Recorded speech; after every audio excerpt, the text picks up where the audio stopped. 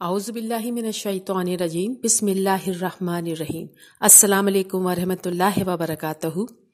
خوشبو کی شاعرہ پروین شاکر سے کون نا واقف ہوگا۔ پروین شاکر ہمارے ملک کے سرمایہ حیات ہیں اور نہ صرف پاکستان بلکہ دوسرے ملکوں میں بھی ان کا نام بڑی عزت اور احترام کے ساتھ لیا جاتا ہے۔ بھارتی صحافی رضوان احمد نے اس منفرد شاعرہ پروین شاکر کے منائی جانے والی ایک برسی کی مناسبت سے کچھ یادیں ان الفاظ میں رقم کی تھیں، وہی آج ہم آپ کو سناتے ہیں۔ پروین شاکر اردو شاعری میں ایک تتلی کی طرح رونما ہوئی اور قوس و قزح کے رنگ بھگے کر فضا میں غائب ہو گئیں۔ یہ بات 43 سال پرانی ہو گئی ہے، مگر مجھے اب تک یاد ہے۔ اس وقت کی دھول جم نہیں سکی ہے۔ 77 میں نوخیز پروین شاکر شنکر شاد ہند و پاک مشاعرے میں دہلی تشریف لائی تھیں۔ مشاعرے کا افتتاح کرتے ہوئے وزیر خارجہ اٹل بہاری واجپئی نے اپنی جذباتی تقریر میں کہا تھا کہ ابھی بھی مجھے یہاں تشریف لائے ہوئے پاکستان کے ایک شاعر سرور بارہ بنکی نے بتایا کہ ان کی والدہ بارہ بنکی میں رہتی ہیں اور ان کے پاس وہاں جانے کا ویزا نہیں ہے، اس لیے وہ اپنی والدہ سے نہیں مل سکتے۔ اس وقت واجپئی کے اندر کا شاعر اچانک ہی بیدار ہو گیا۔ انہوں نے کہا کہ میں ملک کے وزیر خارجہ کی حیثیت سے کہتا ہوں کہ دنیا کا کوئی قانون بیٹے کو ماں سے ملنے سے نہیں روک سکتا، اس لیے آپ اپنی ماں سے ملنے جا سکتے ہیں۔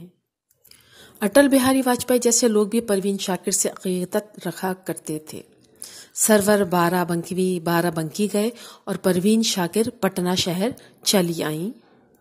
صرف پٹنہ ہی نہیں، وہ اپنے آبائی وطن چندن پٹی بھی گئی، جہاں سے ان کے والدین ہجرت کر کے کراچی گئے تھے۔ اس وقت پروین شاکر کی عمر صرف 26 سال تھی اور ان کا پہلا شعری مجموعہ خوشبو حال ہی میں شائع ہو چکا تھا۔ اس کی خوشبو پٹنہ ہی نہیں، بھارت کے مختلف ادبی حلقوں میں پہنچ بھی چکی تھی۔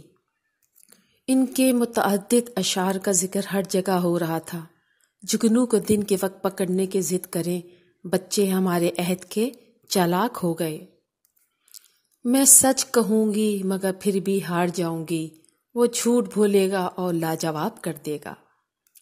پروین شاکر کی شاعری میں کربناک موڑ اس وقت آتا ہے جب ان کے شوہر نصیر علی نے ان سے علیحدگی ہو گئی، اور جب وہ اس موضوع پر اظہار خیال کرتی ہیں تو ان کے بیان میں بہت زیادہ تلخی آ جاتی ہے۔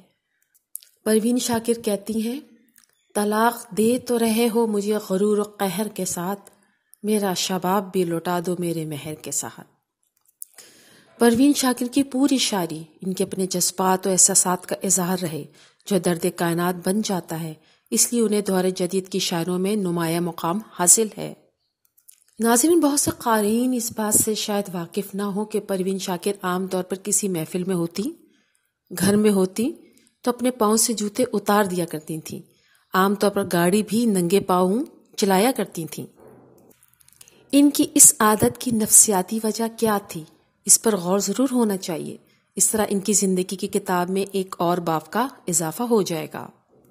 امید کرتی ہوں پروین شاکر کے متعلق یہ چھوٹا سا واقعہ آپ کو پسند آیا ہوگا۔ واقعہ اچھا لگے تو اپنے کمنٹ سے مجھے ضرور آگاہ کیجیے گا۔ ایک نئی ویڈیو کے ساتھ میں پھر حاضر ہوں گی، اس وقت تک کے لیے اللہ حافظ۔